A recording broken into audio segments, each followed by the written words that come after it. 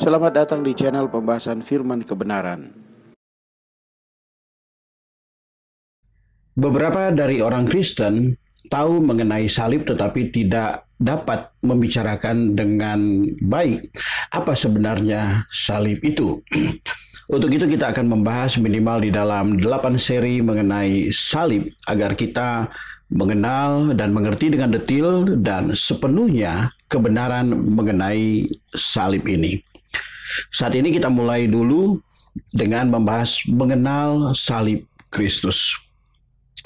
Di dalam 1 Petrus pasal 2 ayat 24 di sana dikatakan ia sendiri telah memikul dosa kita di dalam tubuhnya di kayu salib supaya kita yang telah mati terhadap dosa hidup untuk kebenaran, oleh bilur-bilurnya kamu telah sembuh.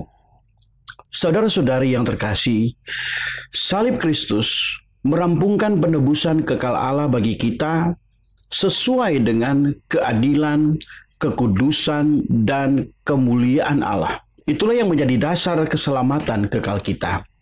Karena itu, kita harus mengenal salib ini dengan setuntas mungkin. Kristus telah menebus kita dari kutuk hukum Taurat dengan jalan menjadi kutuk karena kita. Seperti ada yang tertulis, terkutuklah orang yang digantung pada kayu salib. Galatia pasal 3 ayat 13. Salib adalah jenis hukuman mati dari kekaisaran Romawi. Sedangkan bentuk hukuman mati orang Yahudi sebenarnya ialah dirajam batu hingga mati. Namun kira-kira 60 tahun sebelum Tuhan dilahirkan, bangsa Yahudi dijajah oleh Roma. Sebelum Tuhan dijatuhi hukuman mati dengan kayu salib oleh pemerintahan Romawi, kekaisaran Romawi sudah memberlakukan hukum salib terhadap orang-orang yang dinilai paling jahat dengan menyalibkan mereka. Demikianlah ketika itu orang Yahudi mencari akal untuk membunuh Tuhan karena mereka mau menyalibkan dia dengan meminjam tangan pemerintahan Roma. Maka di balik itu justru tergenaplah nubuat di dalam kitab Ulangan pasal 21 ayat 23 mengenai bagaimana caranya Tuhan harus mati. Maka terjadinya peristiwa ini tentu tidak lepas dari tangan kedaulatan Allah. Bukan terjadi secara kebetulan saja. Kristus disalib bukan hanya membereskan dua aspek dosa kita, tetapi juga menyalibkan manusia lama kita agar tubuh dosa kita kehilangan fungsinya, sehingga kita tidak perlu lagi diperbudak oleh dosa. Mungkin Anda bertanya, apakah dua aspek tadi itu?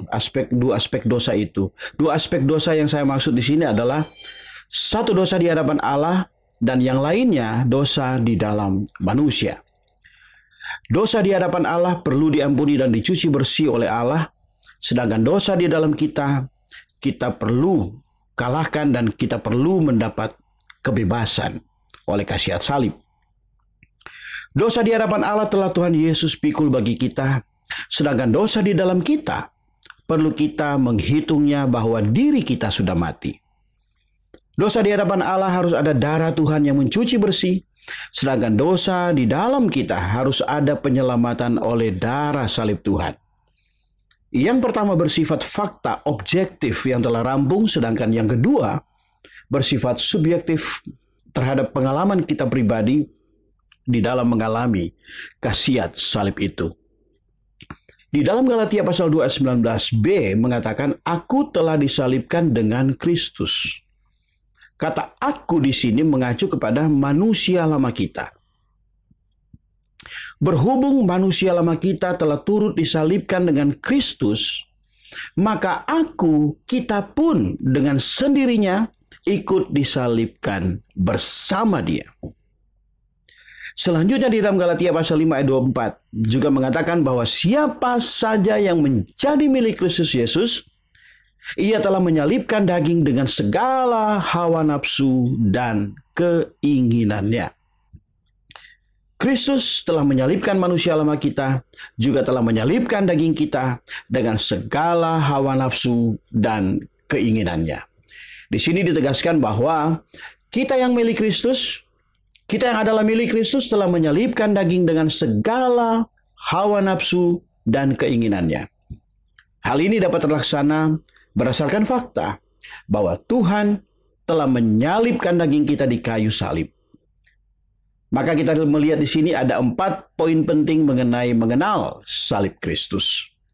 Yang pertama adalah melalui kematiannya di atas salib, Kristus juga telah memusnahkan iblis yang berkuasa atas maut. Bahkan ia telah membebaskan kita dari perhambaan maut. Karena Kristus telah menghancurkan iblis yang berkuasa atas maut, maka sudah tentu ia pun telah menghukum dan menanggulangi ular tua yang pernah meracuni umat manusia itu. Sehingga mereka yang percaya kepada Kristus memiliki hayat kekal Allah serta dipindahkan dari dalam maut ke dalam hidup. Inilah yang dilukiskan oleh peninggian ular tembaga di padang gurun oleh Musa, sehingga umat Israel dipindahkan dari dalam maut ke dalam hidup.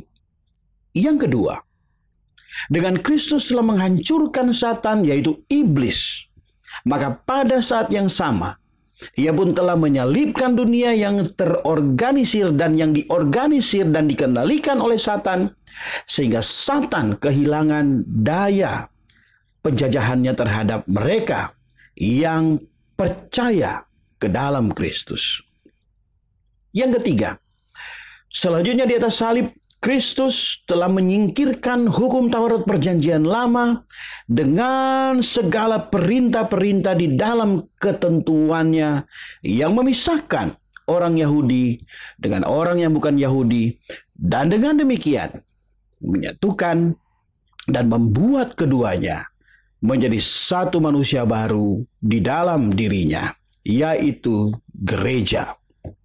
Dan yang keempat, akhirnya Kristus di atas salib bukan hanya membebaskan semua perkara negatif yang telah disebutkan tadi bagi Allah dan bagi kita, tetapi juga melalui kematiannya di salib, di aspek yang positif, ia telah melepaskan hayat ilahinya ke dalam kita, sehingga kita menjadi anggota tubuhnya untuk membentuk tubuhnya, yaitu gereja.